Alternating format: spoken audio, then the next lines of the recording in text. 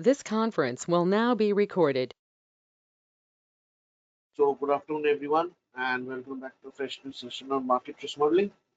Day being day three, will be the third day of the discussion. And in just before I start, I will just give you a brief perspective of the discussions that happened yesterday. So, basically, what we were talking about was we started looking into the basics of calculus, right? And as a result of this, what we also tried looking into it was that what are the key functions so what are the key components of or what are the key components of the toolkit that we need, right? The uh, we talked about the absolute value function in yesterday's discussion, and one of the characteristics of the function that we observed is that this function has a kink at the point zero, right? So there is a kink to this point, and while there is a kink to this point, so basically this function is not differentiable. So we'll talk about differentiability. This function not a smooth function.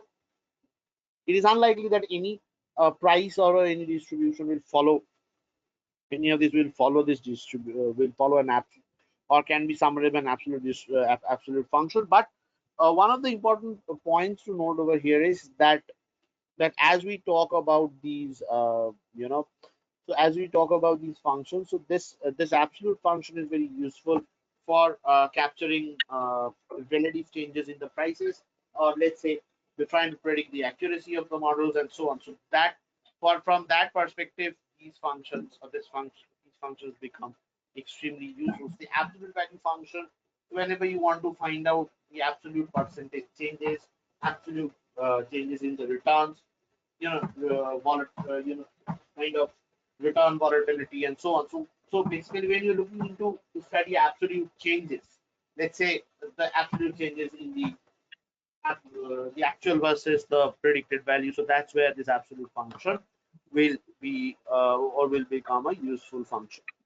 Now, functions which can be used to characterize the different distributions, right? Which can be used to characterize the different distribution of the key mathematical variables, or for example, I want to characterize the price changes. I want to characterize the uh, I want to characterize any variable. I want to look at the distribution or anything. So over there, the log function becomes a very useful function, right? So the log function, so there are some specific advantages of a log function. So a log function is, so one of the most important characteristic of a log function is that a log function is defined for the positive values. It is not defined for the negative set of values, right?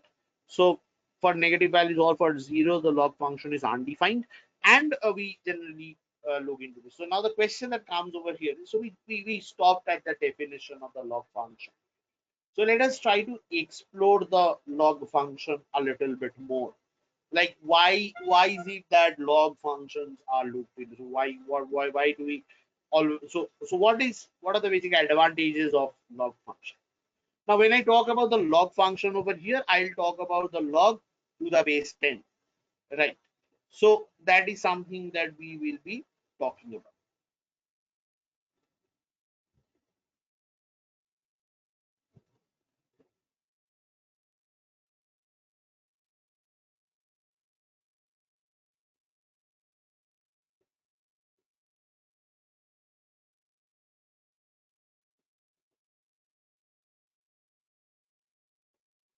Okay, so over here we have yi is log xi, and also xi is greater than 0 also.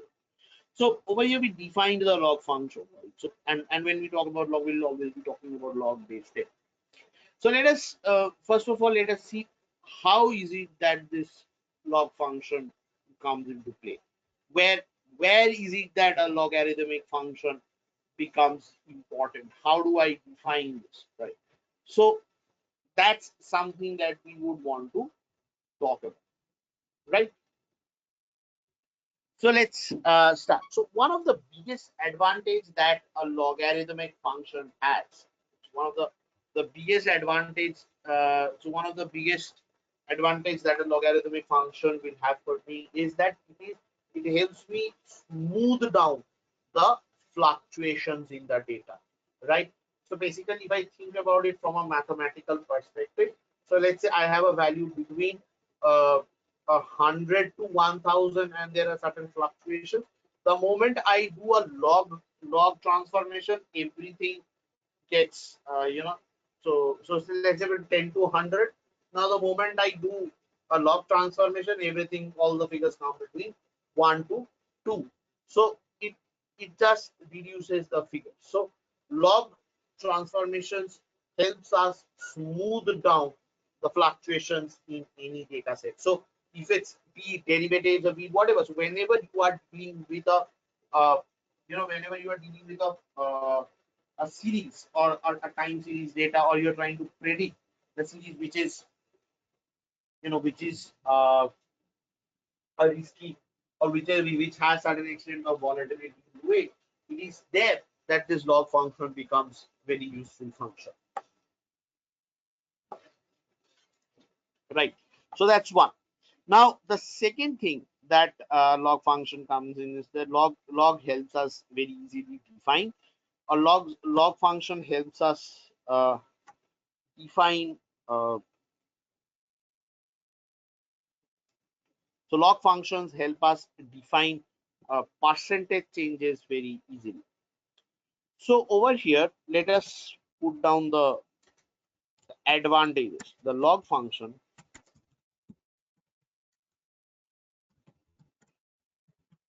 has some advantage.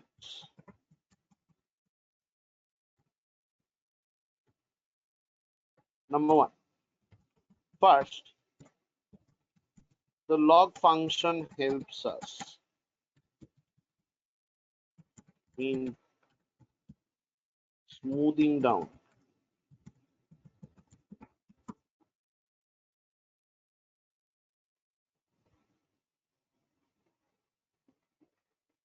the log function helps in smoothing down the fluctuations in a time series. No? Time series. The second is the log function is useful for capturing percentage changes in variables. Right. So these are the two important characteristics that this log function would have. So let us try to look into certain dynamics. Okay. So let's try to look into some example. Let's try to look into an example.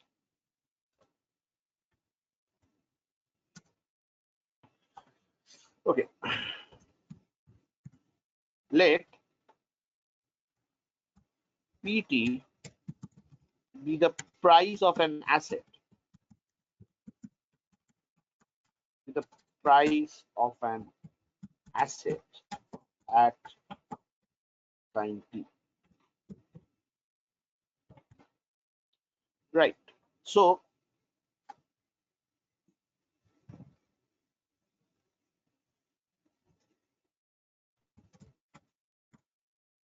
the variable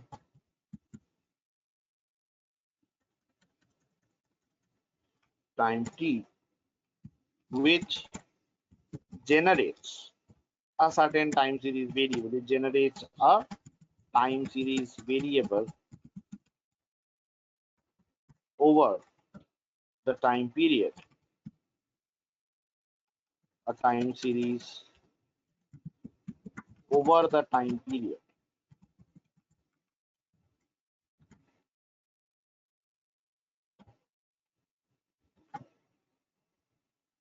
Put this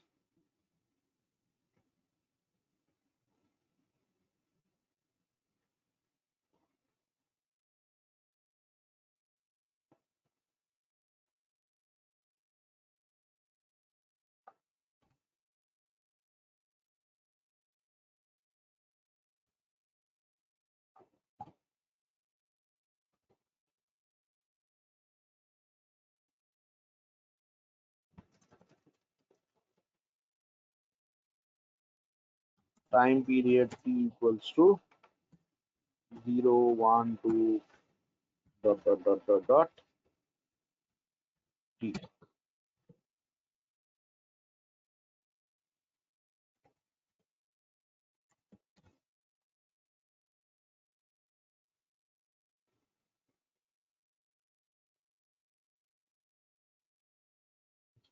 Okay.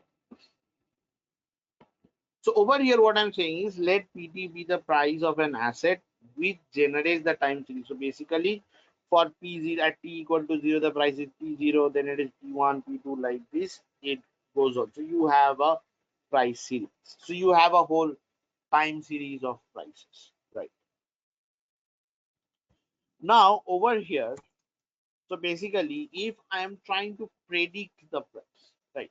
Now, basically, one of the key objectives of these of the predictions and also is to check the dynamics, or is to derive the objective over here is to mostly to derive the final price dynamics of the variables, right? So if I am to do that, the question is, how do I do this? So I do this using the dynamics, or using the differentials, and I try to assess, okay, what are the percentage changes, right? So a an objective, rather, let me put it like this: a key objective of financial analysis, the financial analysis, is to identify the key dynamics of the price variable, of the time series variable, right? Now, because the times now in discrete time, so in discrete time, the dynamics can be captured by the delta pt, right? Be captured by the following formula. So over here, what we want to do is,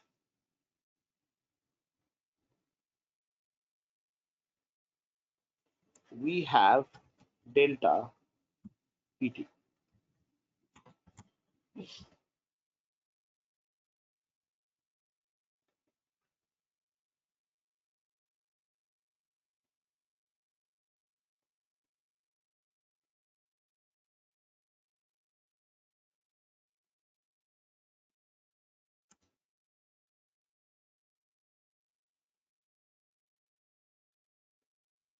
Okay, so this is p t plus 1,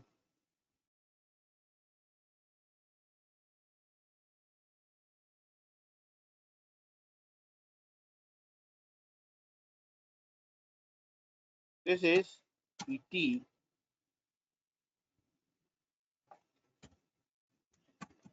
minus pt minus 1 divided by pt minus 1. So in a discrete time period, this is the percentage change, right? So this can easily be captured because the time period is discrete in nature.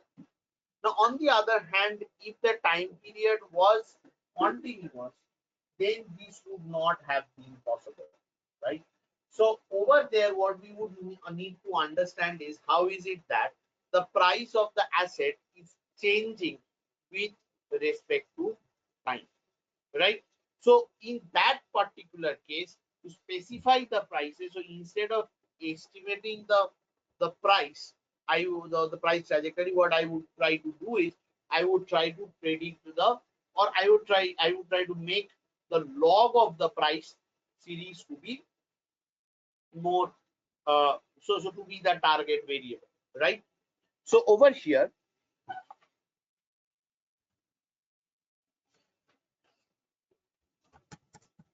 so in a continuous period of time, in a continuous time model,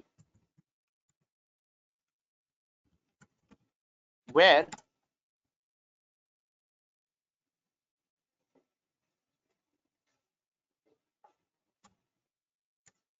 t belongs to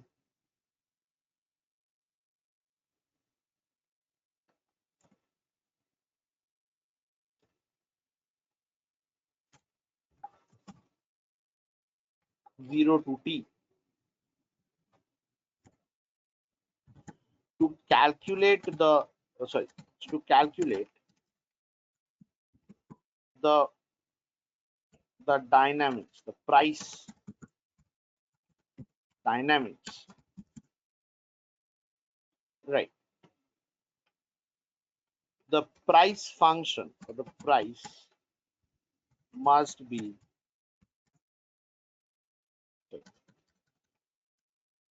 the rate of growth of the price must be tracked over a period of time. Right. So over here, what we want to do is, so let's say if the time is a continuous mod, it's continuous, right? So I cannot say that, okay, I cannot, I don't distinguish between time. Let's say the asset price is changing continuously between with time. Like say if you think about an asset market, let's think about the stock index. So prices change every second or every fraction of a second. So in such a case, it is not really possible for us to try to find out the growth of the, so basically it does not become possible, it does not really become possible for us to calculate the price dynamic, so dynamics using the formula that I have given above, using the delta PD formula. So in that particular case, what I need to do is I need to define, or I need to define my target variable of price in a manner such that the growth rate over time can easily be captured, right? So over here, to calculate the price dynamics, the rate of growth of the price must be tracked over a period of time. Therefore, it is convenient to make it to make the target variable convenient to target the logarithmic transformation of price rather than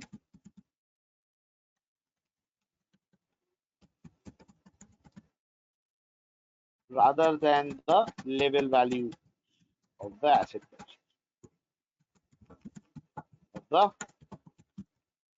asset price. So in a continuous time model where T belongs to this, during this interval, therefore it is convenient to target the logarithmic transformation of the price rather than the level value. So for a very simple specification, a very simple specification is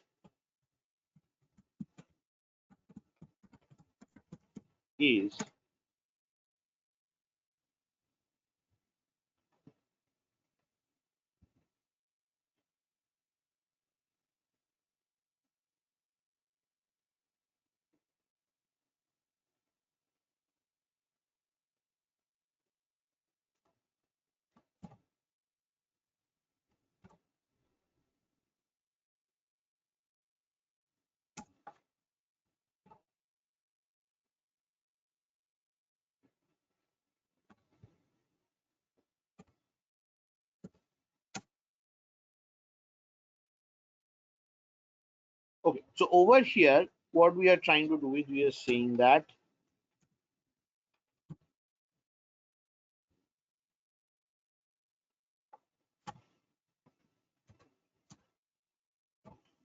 PT is equal to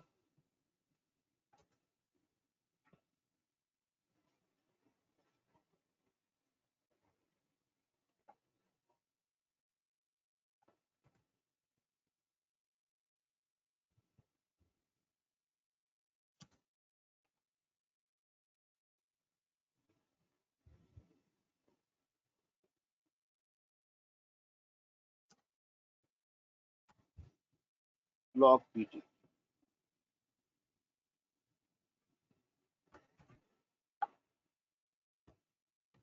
So over here,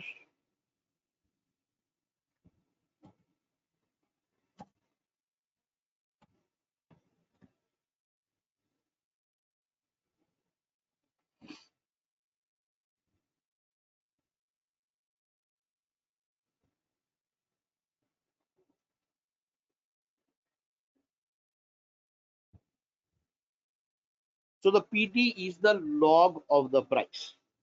Now, one advantage of using this PT is, or the moment you use this small PT, is that when you are trying to capture the price of the asset, or when you are trying to capture the percentage change, it becomes very easy. So basically,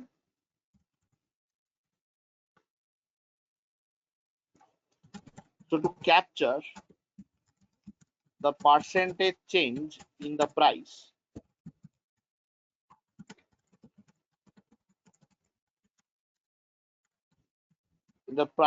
of the asset over time, the log of the asset price is,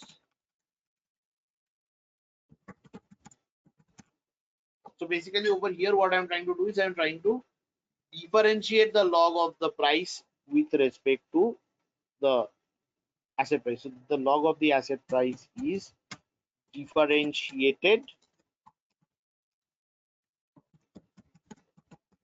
with respect to the time. So this is done as follows.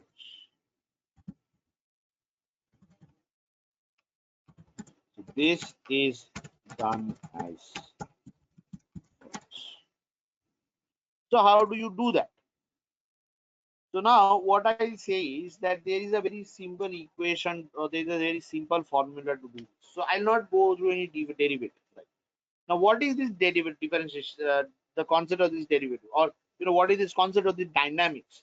It says that when the time changes, so as time changes by some amount, or by some values, by some delta, the asset prices will also change by some delta.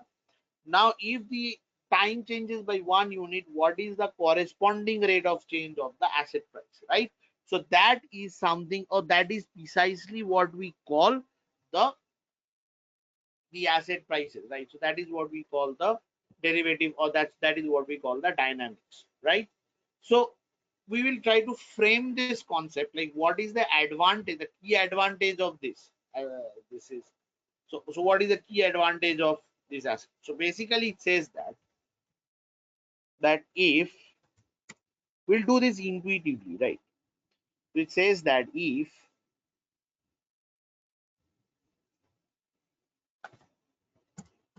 dt is the change in the, or is the total change in the time period, or is the total change in time,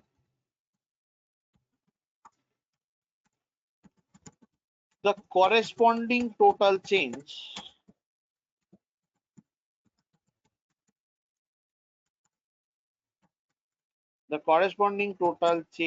in the asset price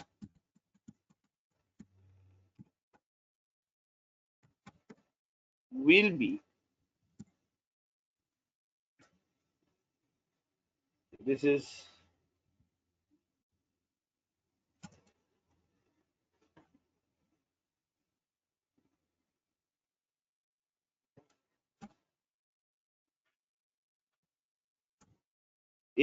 dpt. So basically, it says that if dt is the total change in time, the corresponding total change in the asset price will be dpt. Right. Now, the next question, what is this dpt? Dpt is the total change in the asset price, right? So let us try to check how this happens.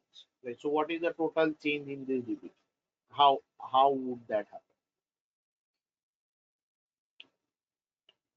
So basically, the way it will going. So basically, if it's a log function, so how does that change look like?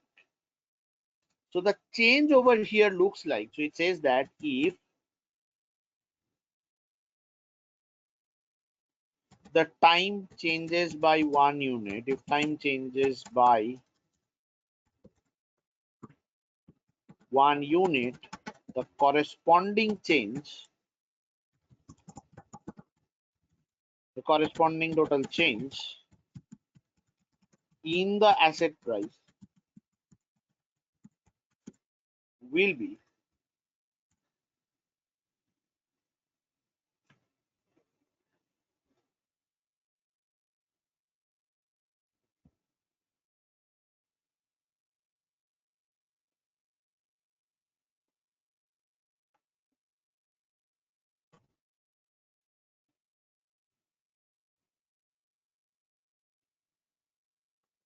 dpt dt.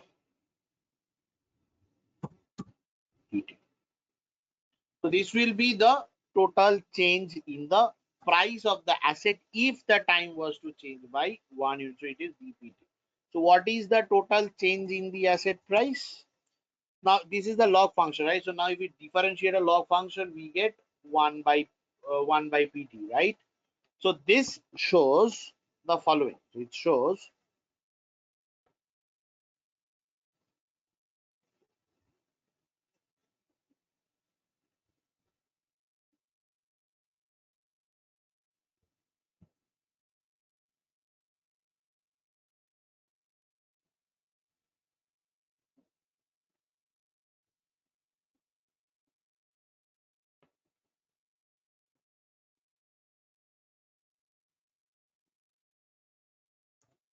so it shows d,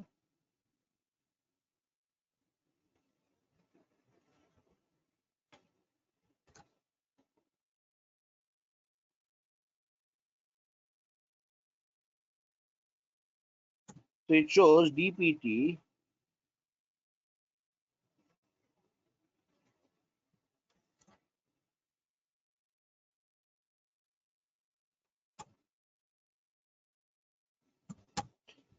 Okay. So this shows the dpt by pt whole divided by dt. So what is this dpt? What does the numerator show? So the numerator shows nothing but the percent. So this shows the percentage change in price due to 1 unit change in time period.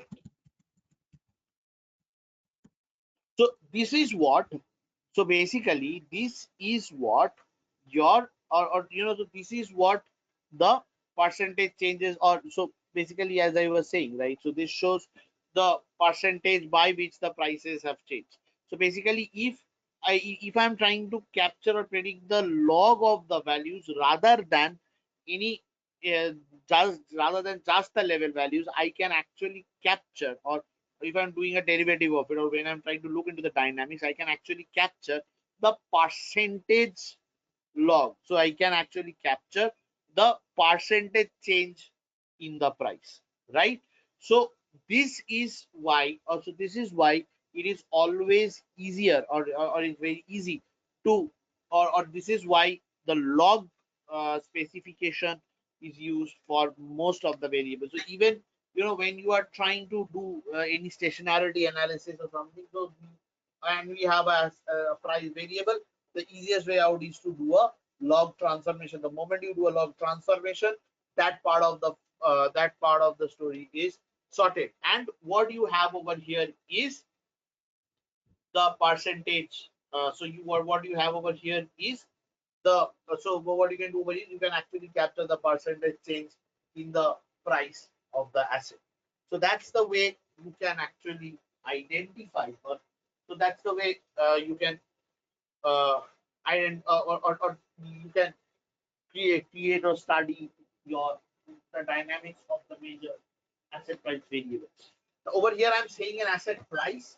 So it could be any asset. So it could be a derivative. It could be any hedging instruments whose prices are fluctuate of any traded asset. So if you are talking about an interest rate, it could be, and you want to assess the you are trying to assess the dynamics of the interest rate, then again you can again take the log of the interest rate and you can work with it. But one thing that you must keep in mind is that the value of the variables for which you are trying to calculate the log values or you are trying to do the logarithmic transformation must not be negative values, right? So this is one. So this is the reason why the log function becomes so important in these exercises, right? So over here, mostly because you are trying to so you're trying to capture the dynamics. That is why log transformations or log specifications become very important in market risk model, especially when you're defining the target variables.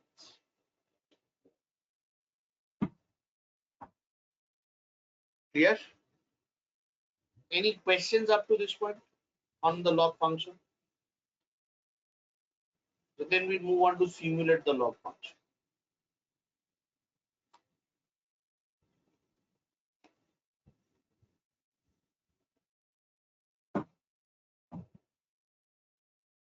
Okay,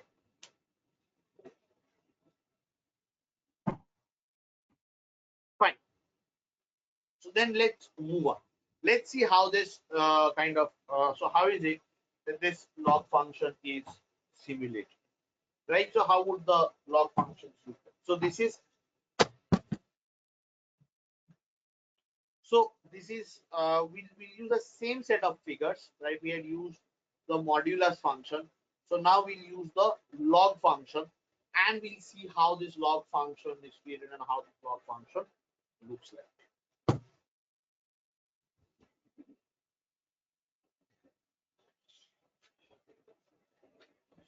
Okay.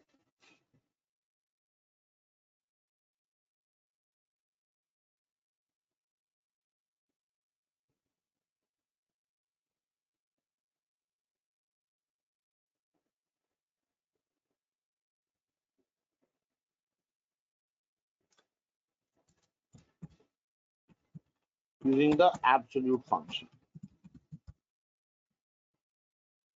So over here, what we'll have is the log function, the logarithm function. We'll say this is the logarithm base 10 function.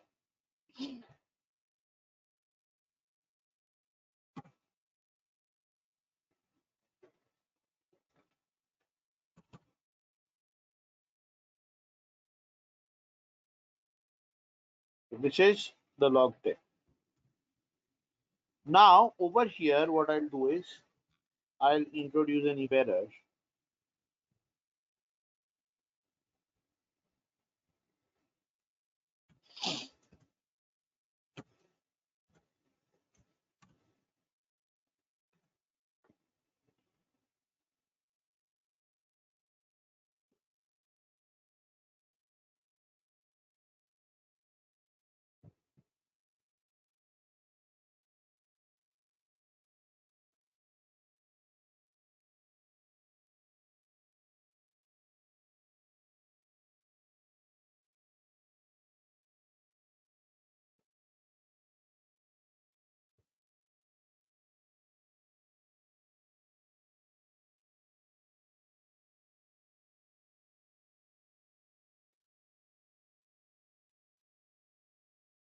Okay. So now observe one thing that I have numbers between 1 to 10 over here, and in the negative interval, this is negative. So basically what I said is that boss, if this function has an error, just do not do write undefined, but rather division by zero, right? Just give this blank. So it will then take care of that. So over here I see that this is how the function is, right? So one thing you see, let's just check this. I'll do a simple conditional formatting over here on this series. Right, I'll do a simple conditional formatting over here.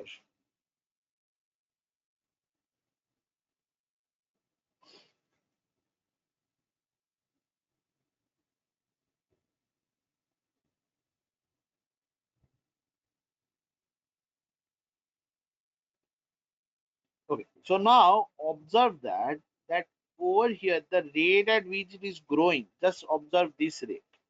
It is growing at a linear rate, right? But over here the number is gradually going at a concave rate. So if you think about this histogram, you can see a concave movement over here. So this clearly shows that, right? So this clearly shows that in this part of the, so basically one thing that we can clearly see is that this function will have, or what we can see in this function is that this function actually helps you out as a smoothing function. So this function helps you smooth it out, right? So smooth out all the variations. So similarly, if you had numbers between 1 to 100, right? So then this number would have, so it would have kind of flattened out more between 1 and 2. So between 1 to, over here between 1 to 10, you are reaching from 0 to 1. So from here 10 to 100, you are reaching to 2. So that flattens out more. So therefore 100 to 1000, you're moving from 2 to 3. So the curve flattens out more. So this graph is a very flattening out curve. So basically this function helps you in smoothing your fluctuations, right? So over here, let's try to construct a graph for this. So this is the variable.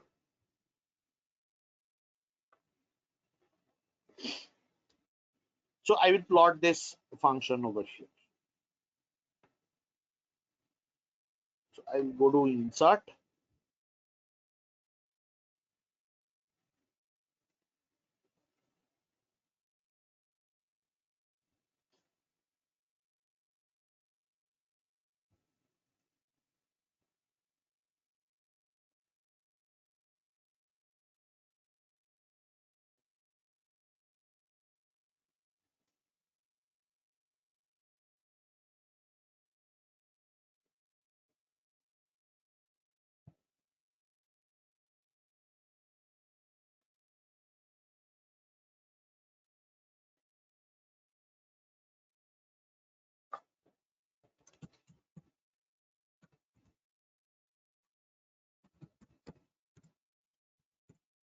Logarithm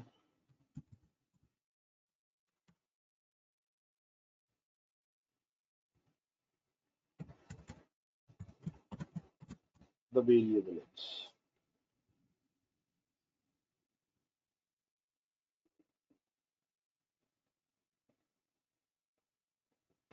So over here, this comes out, and this is how the graph looks like.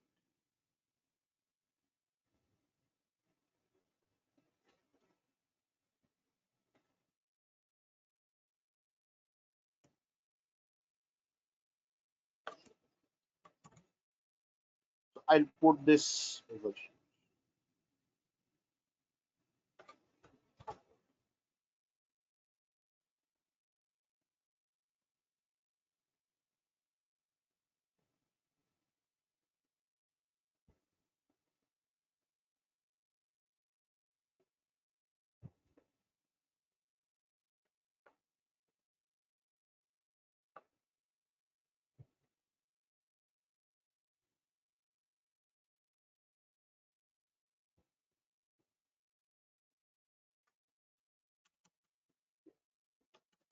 So over here, we say that this is figure 02, which is plot of the logarithmic function.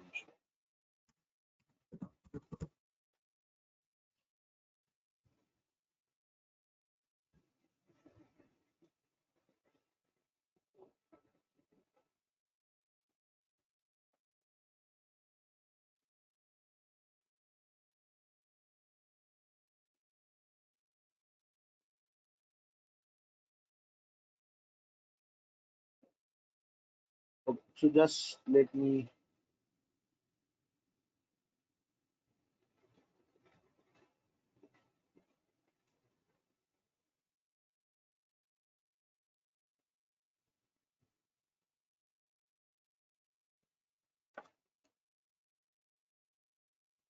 So over here, this is x-axis.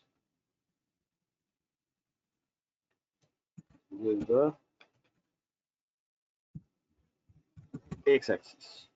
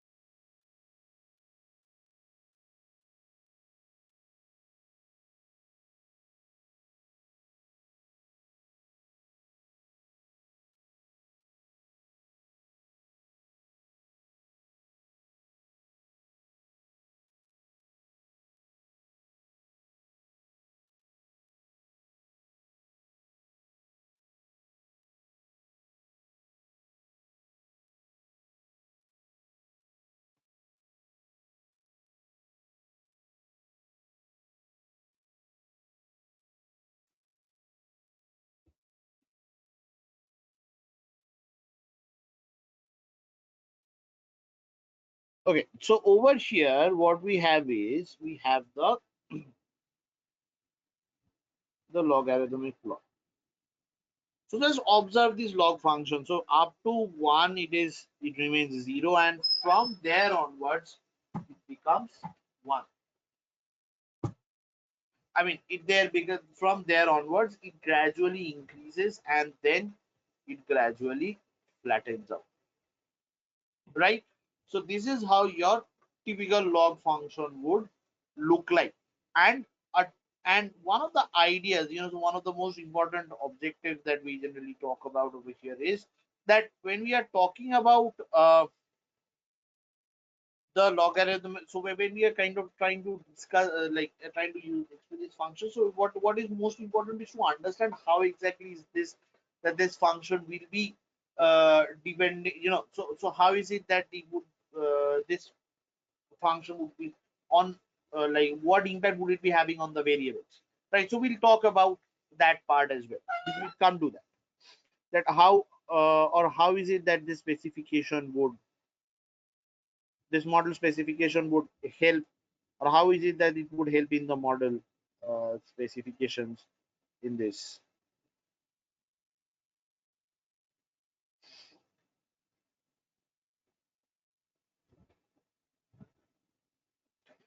right? So the next question that comes out over here is that, okay, so we have what we have created up to now is of the log function, right? So is the plotting of the log function clear to us?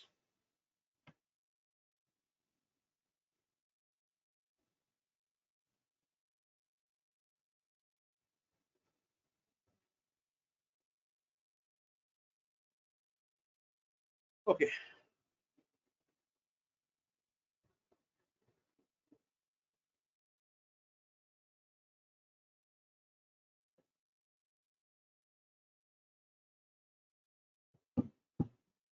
Okay. Now we move on to the next part,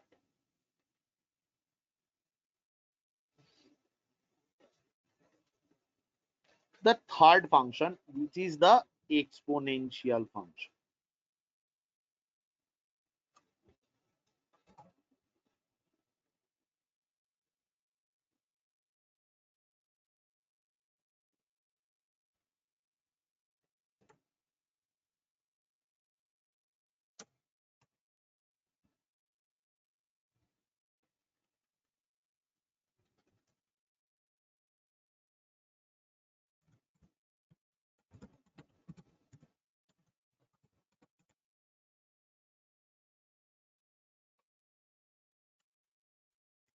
Right. So how does the exponential function work? The exponential function works this.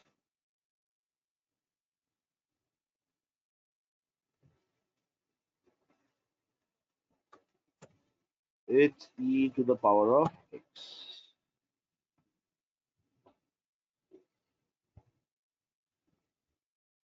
So example 3. So over here we have the exponential function, so e to the power of x. Now this is a very interesting function. Now because with exponential function and log function together, right, we can actually create a lot of different other functions. So for example, the Gaussian distribution or the normal distribution function, the normal distribution is created using e to the power of x, right? So that has e to the power of x over there. However, another important concept is that so basically it is used to demonstrate a very a very symmetric kind of a function and with x minus mu by sigma whole square. So exponential functions are used to describe functions or those paths where the variables grow at a constant rate over time. So basically, if the percentage of growth of a value of a variable is constant over time, then what you use is the so there what you use is you use the exponential function to describe that path. So to describe that path of the variable. So for example, exponential functions are widely used for uh, microbiology problems because the the microorganisms have a constant rate of growth, right? So they grow, the percentage changes or the percentage rate of growth is over a period of time is constant. They have a very constant rate of growth over the period of time. So this is one part of the story. Now the question is that if you use the log function and the exponential function together, right? So it can help you create, it can help you create a log normal distribution, so which is one of the most important distributions which is used in mathematical finance. Most of these most of these assets in the asset market. So be it the stocks, to some extent, or be it uh, be it the other assets, right? So they follow the log normal distribution. So that the log normal distribution or an S-shaped distribution is a very important part of, or it's a very important component of market risk analysis, and that's something that we need to study. Right. So before we go out to that, so let's try to see where is so why is exponential function so important, and how is it that exponential functions and the logarithmic functions interrelate. So it is generally seen that that the exponential functions are or exponent or the to the power of x functions are an inverse of the logistic of the logarithmic functions, right? So on one hand, or so one of the important questions that we'll have is we need to understand how to talk about or how to get to this uh, path. So basically, think about it this way. Let's say there is a variable x which grows at a constant rate, right? Then what I do is, so then if I differentiate it with respect to time, so let's say I differentiate its percentage with respect to time, and that is a constant. Then when I'm trying to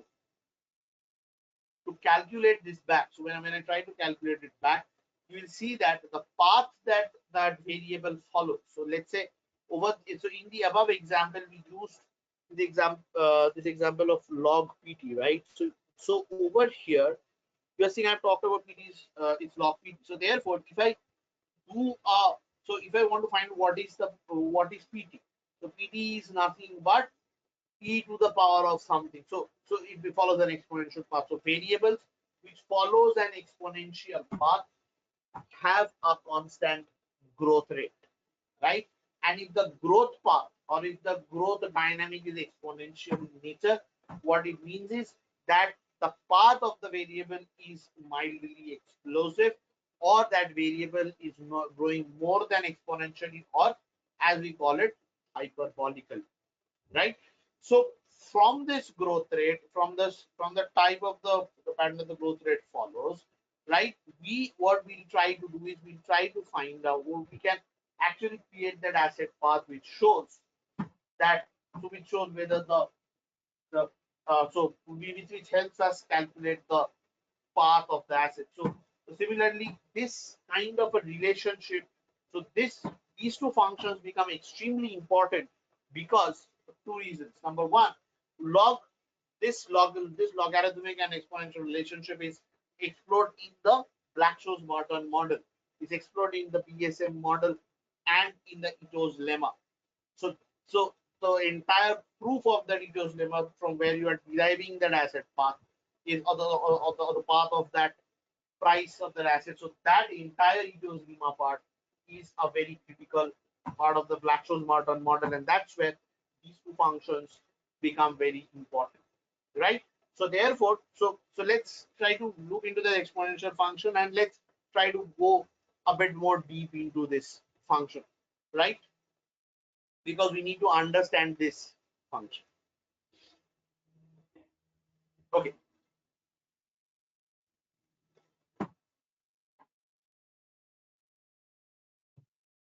fair enough. So let's try to define this function first.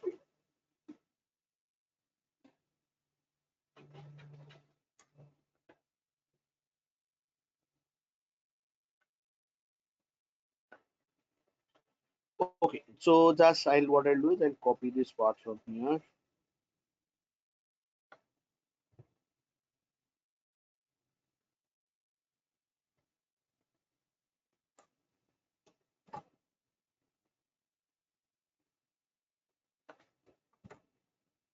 Okay, so let x and y be two real variables. The y belongs to R. This function is an exponential function.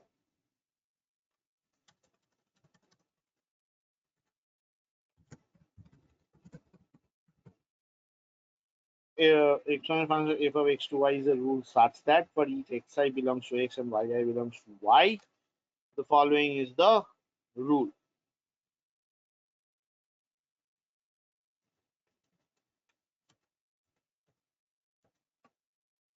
So over here, what we'll do is we'll go to equation. We'll say e to the power of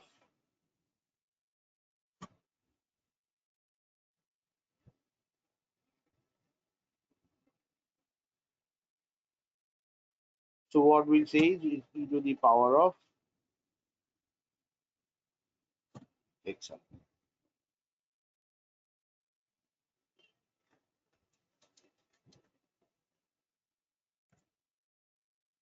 X belongs to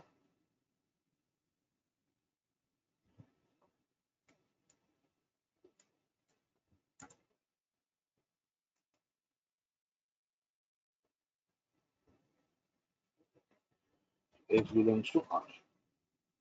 So this is well defined for any real numbers, right? So this is what the function is. Now, now there are some important relationships which must be taken into account if you are talking about the if you are talking about the exponential functions, right? So there are some important relationships.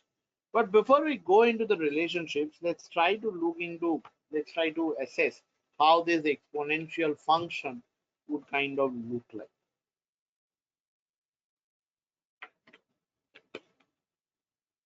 right? So let's go back.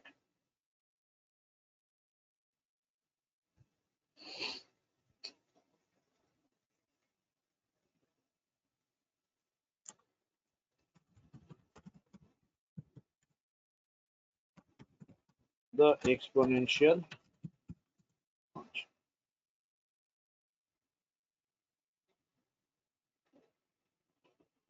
So in this exponential function,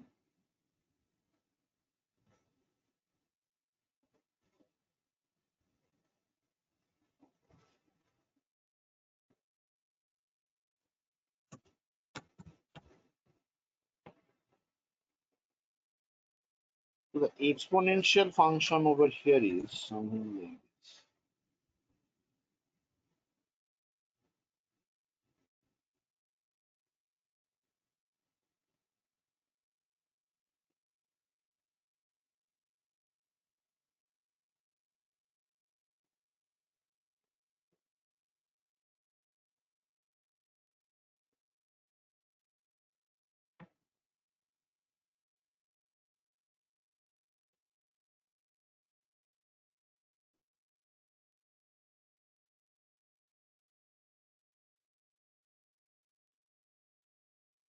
Right. So over here, what we have is,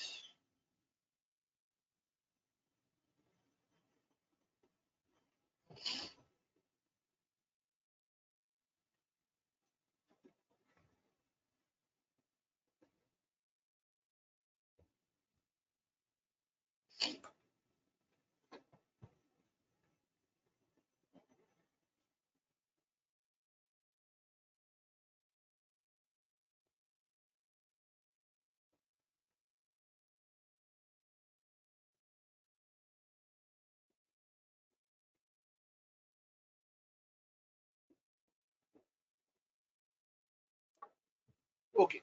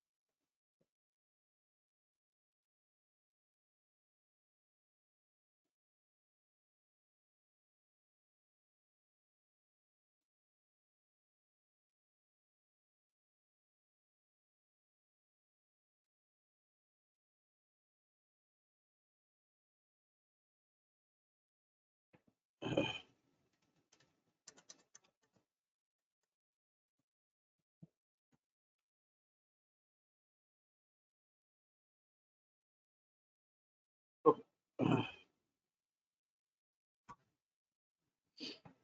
So now for the exponential function over here, one of the things that you can clearly see is that the function, or I mean, this function has started to grow from mostly from this point. So basically, so when this number becomes, when it exceeds, so you see that up till 3, right? This has not increased so much.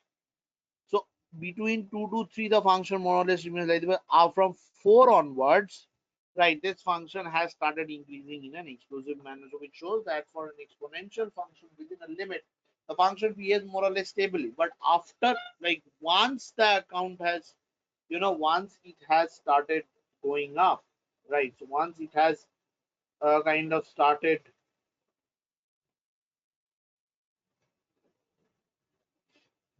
so once it has kind of started going up, so one of the important checks that you get to see is that the function starts becoming explosive. So after a point of time, this number will start becoming explosive, right?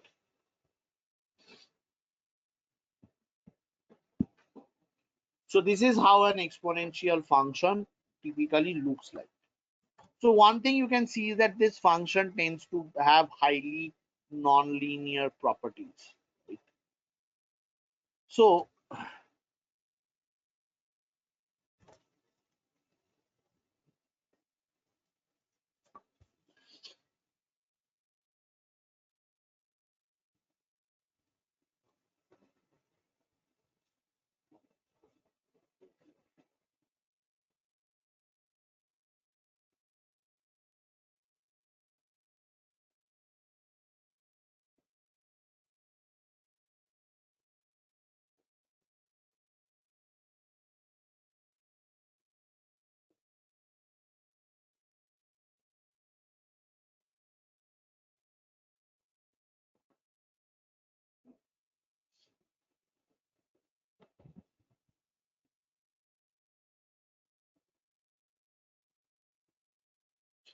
Okay.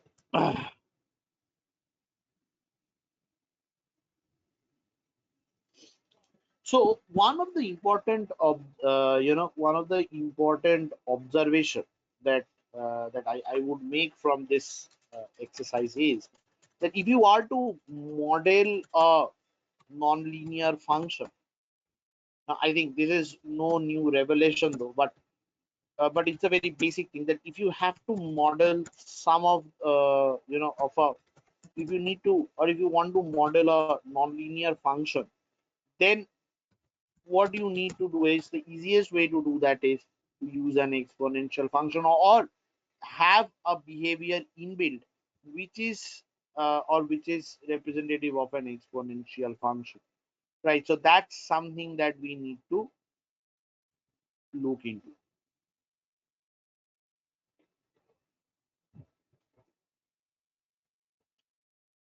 Right. So exponential functions become very useful for developing these nonlinear models. And one of the important characteristics of a nonlinear function is, or of this exponential function is that if the variable is growing at a constant rate, then the path that that variable which is growing at a constant rate follows is exponential. So from the logarithmic functions, it can be directly backtracked and this can be identified. Right. So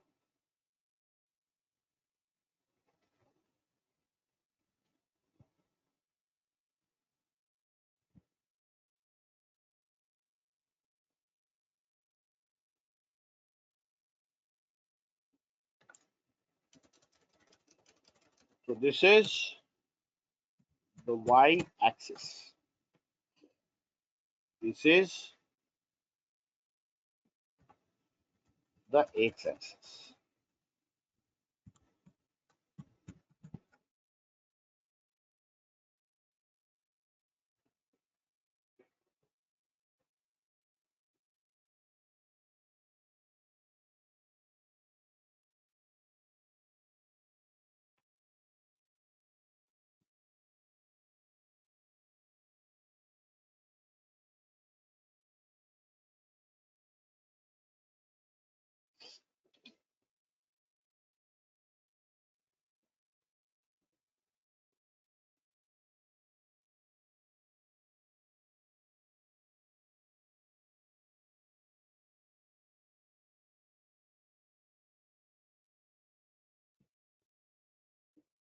Okay. So this is the third type of a function.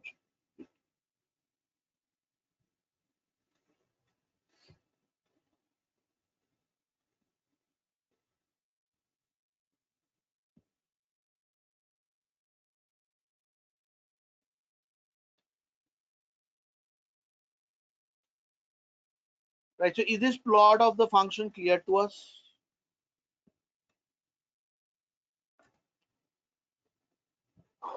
Okay. So now let us very quickly look into another important characteristic. So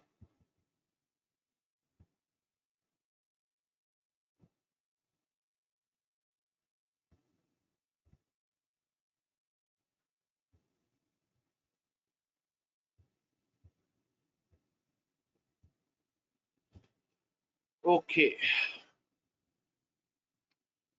Now so let's think about this part. Right. So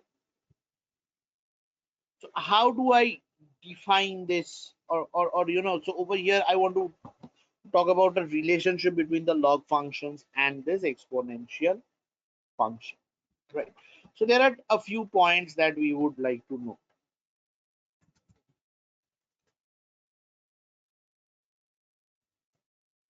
So exponential functions, or any variation of an exponential function, and exponential functions family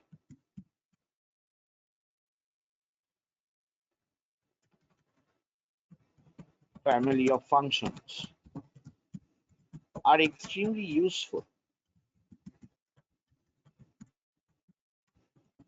for modeling nonlinear methods, nonlinear variables.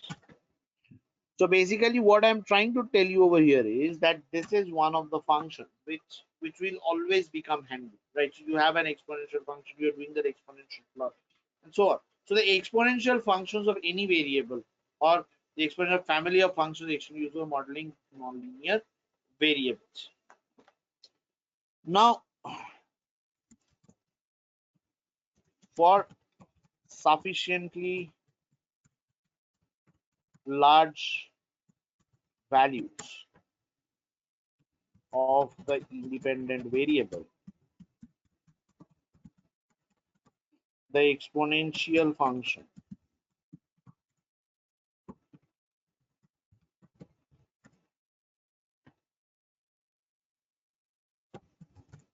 can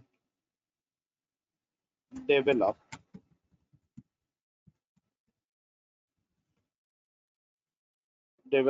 extreme nonlinear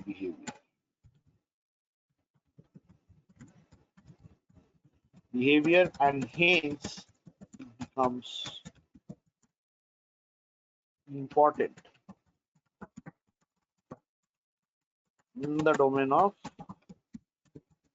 the market, in the domain of market. Now, while I talk about this exponential function, we need to mention or we need to talk about its relationship with the logarithmic function. The exponential function is very closely related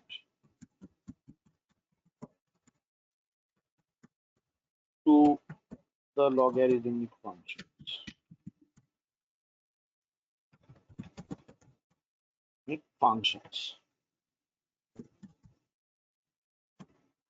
The since the former is an inverse of the latter. Inverse of the latter, that is the logistic function. Latter and vice versa. So basically, over here, the exponential function is closely related to the logarithmic function, since the former is an inverse of the latter and vice versa. So similarly, if exponential function is the inverse of the log function will also be an inverse of the exponential function, right? So that's the next part.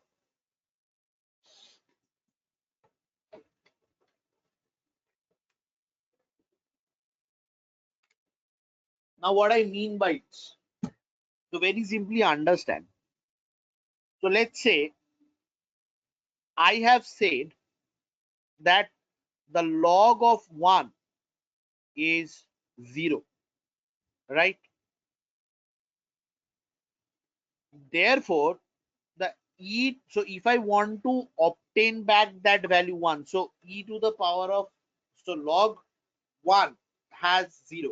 Now, if I want to find out that value of 1, so that value which has led to this value 0, the log value. So what was that value of x which has led to this log x of 0? Then it is the exponential function. Observe that the exponential of e to the power of 0 is 1 and log of 1 is 0. So the in logarithmic functions, the inverse of the logarithmic function is the exponential function. So let's say I want to find out that the log of 2 is 0. So there's a value 0.301 after log transformation. So what is that value which has led, what is that value of x which has led to this value of log? So basically what we say is it is exponential of this value.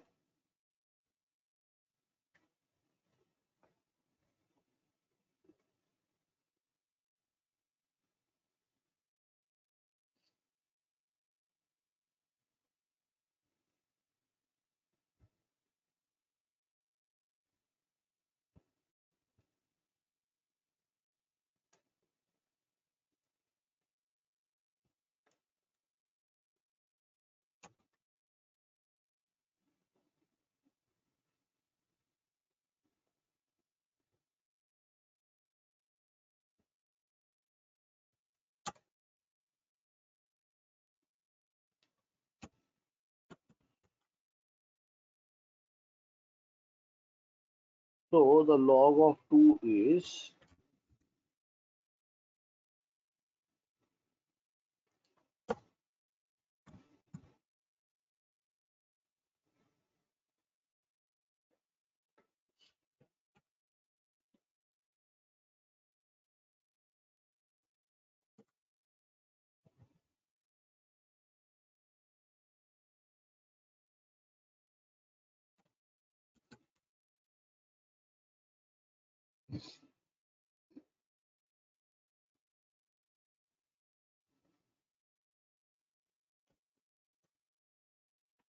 okay. So this is not coming exact. I think it's something to do with the base. I'll just check that one. I'll check on that. So basically the inverse. So basically what I was saying is that let's say I take this. So at 1 the value is 0, right? So I'll put the exponents of 0. It returns 1, right? So similarly, I have e to the power of 1 over here.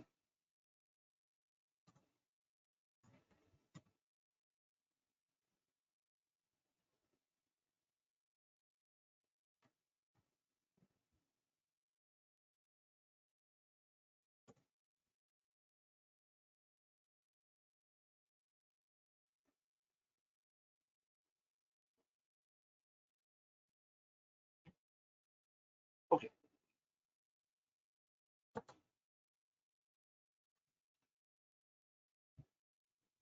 Okay, so fine. So one of the thing that we can, so that one of the things that, so I'll just check it with all the other values. So I think I'm missing out something basic out here. So just let me get back to you in the next class on that. Okay. So the exponential value over here is, so as I said, that exponent, the e to the power of x is the inverse of the latter and vice versa. So now one of the next thing that we'll need to do is that, okay, so if this is the, so like if it's the inverse, so then let's say I have so one of the observation that, so let's put down one, so I'll just put down one more observation over here, that if a variable grows at a constant percentage rate over time, then the path of that variable,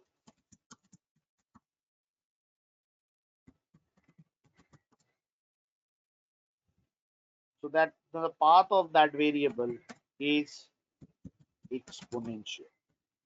Or let's put it this way, then the variable follows an exponential trajectory. Follows an exponential trajectory, right? So over here, how do we show that? Now this can be shown as follows.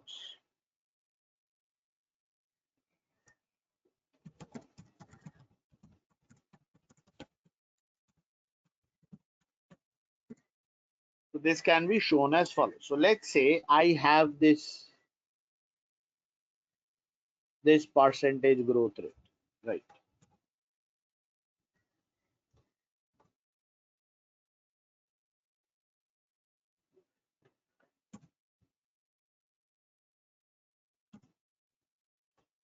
So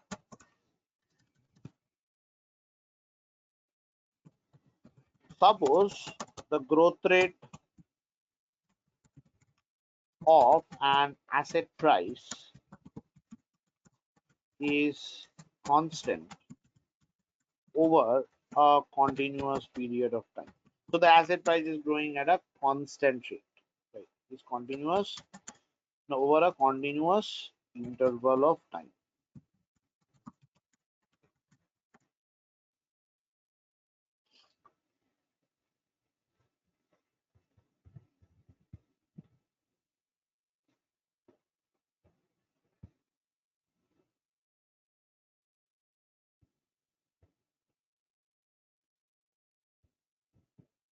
Okay, a continuous period of time.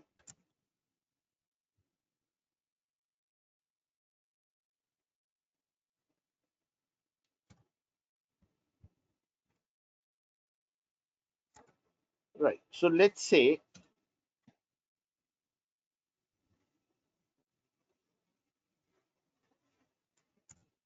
it grows at a constant rate a, where a is greater than 0. So let's say this variable grows at a constant rate a. Right. So now the question is that what path does this PT actually follow? So what path does the asset price follow? So,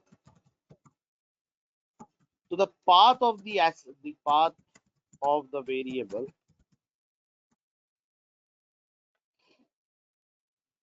PT will be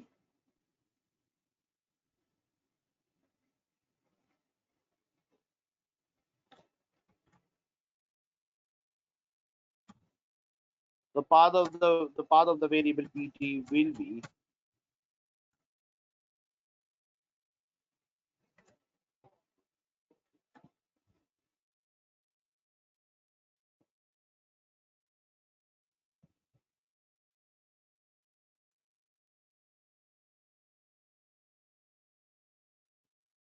so let's try to put it here.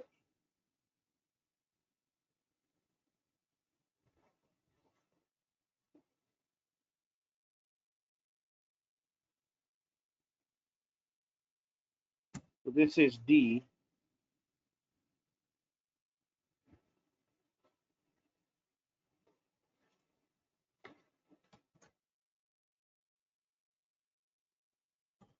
to dpt by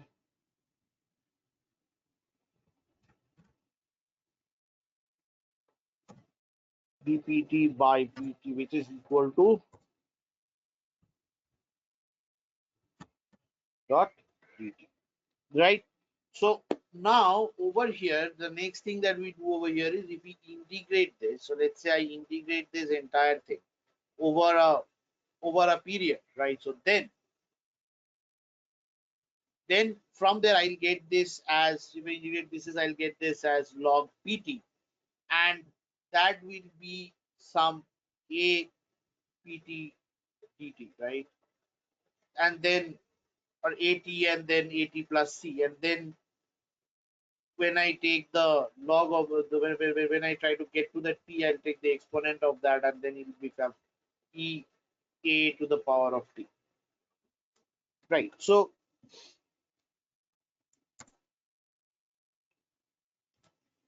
let's say integrating both sides.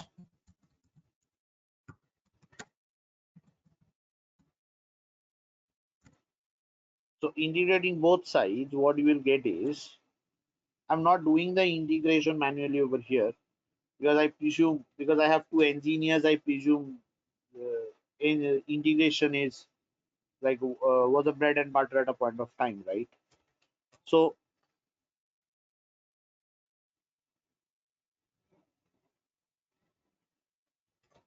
so this is log pt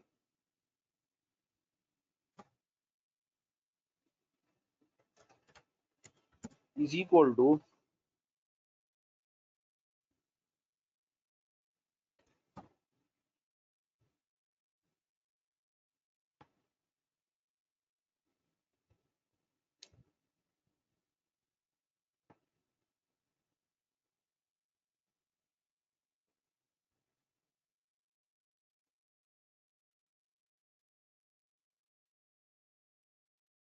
okay, so I have 80 plus some k, where k is a constant. K is the constant of integration,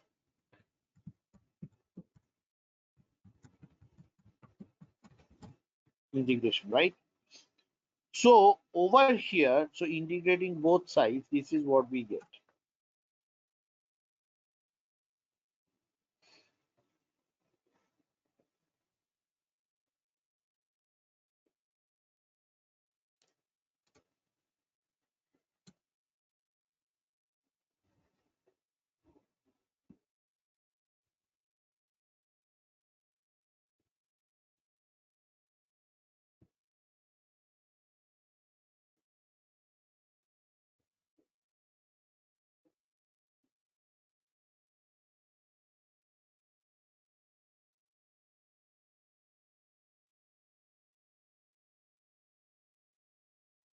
Okay, so I have integrated. So the path of the variable pt will be this, and we integrate both sides. So k is the constant of integration.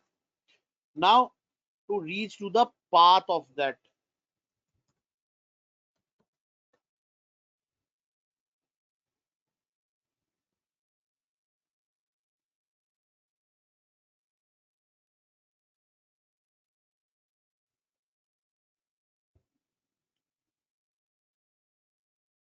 so over here, so the pt becomes,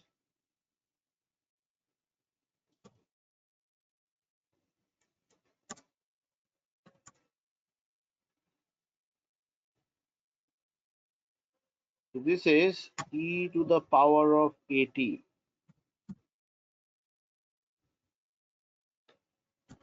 dot e to the power of k.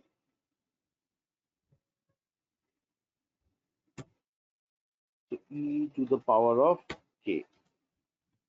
Now this e to the power of k is called your constant of integration. So this e to the power of k is, or let this be,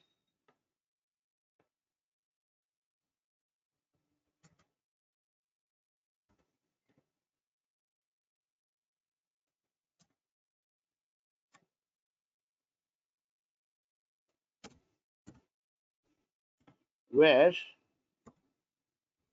a equals to e to the power of k, the constant of integration.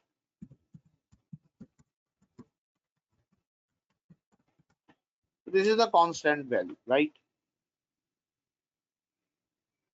So over here, one of the things that we can clearly see is that the asset, so whatever, so given that the asset price is growing continuously, the path that this equation of this follows is exponential in nature.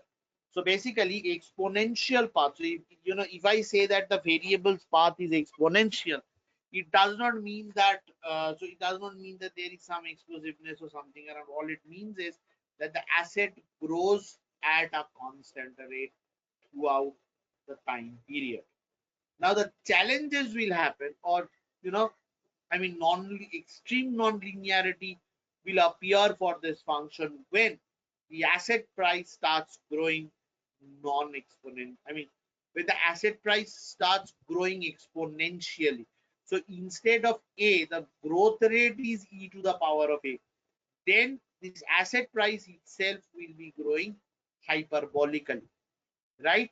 So when the asset price, the price of the asset, it grows itself over a period of time, then what you say is that, so then we often say that the asset prices are going through a bubble, or asset prices are way beyond their fundamentals and stuff, right? So therefore this exponential function again is an interesting way to model unstable or explosive asset prices, and thereby try to capture the risk. So that's that very next part. Using the log and the exponential function that we have discussed till now, the next part that we'll be doing is we will be building up an asset price dynamics, right? And we'll build up an asset price dynamics, and we'll see what are the key characteristics and how do we assess, or how is it that mathematically we can assess the instability in the asset prices, right? So that's the very next part of the discussions that we would have, right? So let's take a pause here for the day. I let me share over these documents, go through these basics. So this week we just wanted to get the ball rolling, and that has been done. So we could do that. So we have introduced to the basics of functions.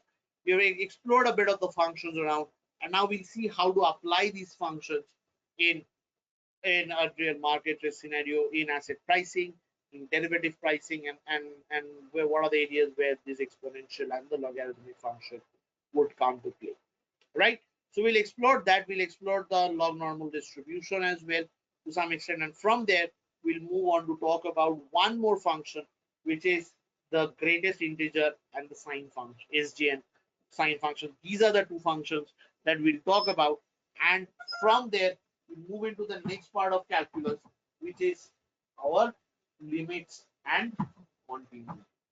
Right? So that's the next part of the discussions that we'll have in the next session. So let's meet up next week, next weekend, and then let's get the ball rolling. Thank you. Thank you, guys. Thank you for your time. Stay safe and have a great week ahead. Bye bye.